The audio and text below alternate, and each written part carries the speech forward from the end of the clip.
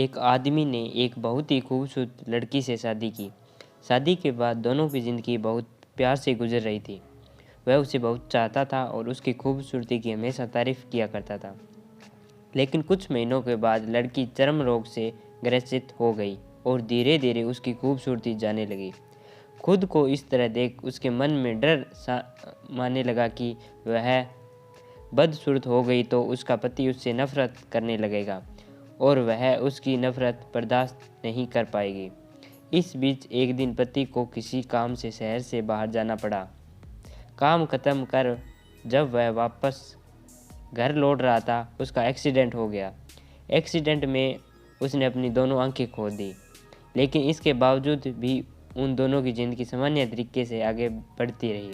समय गुजरता रहा और अपने चर्म रोग के कारण लड़की ने अपनी खूबसूरती पूरी तरह गंवा दी। वह बदसूरत हो गई, लेकिन अंधे पति को इस बारे में कुछ भी नहीं पता था, इसलिए उनके खुशहाल विवाहित जीवन पर कोई प्रभाव नहीं पड़ा। वह उसे उसी तरह प्यार करता रहा। एक दिन उस लड़की की मौत हो गई। पति अब अकेला हो गया था। वह बहुत दुखी था।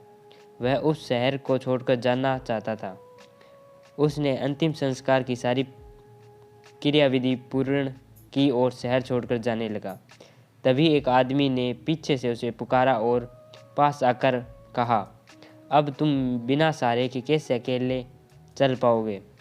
इतने साल तो तुम्हारी पत्नी तुम्हारी मदद किया करती थी। पति ने जवाब दिया, दोस्त, मैं अंधा नहीं हूँ।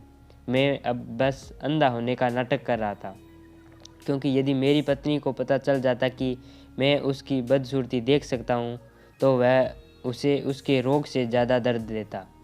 इसलिए मैंने इतने साल अंधे होने का दिखावा किया। वह बहुत अच्छी पत्नी थी। मैं बस उसे खुश रखना चाहता था। सीख, खुश रहने के लिए हमें भी एक दूसरे की कमियों के प्रति आंखें बंद कर लेनी चाहिए और उन कमियों को नज़रअंदाज कर देना चाहिए।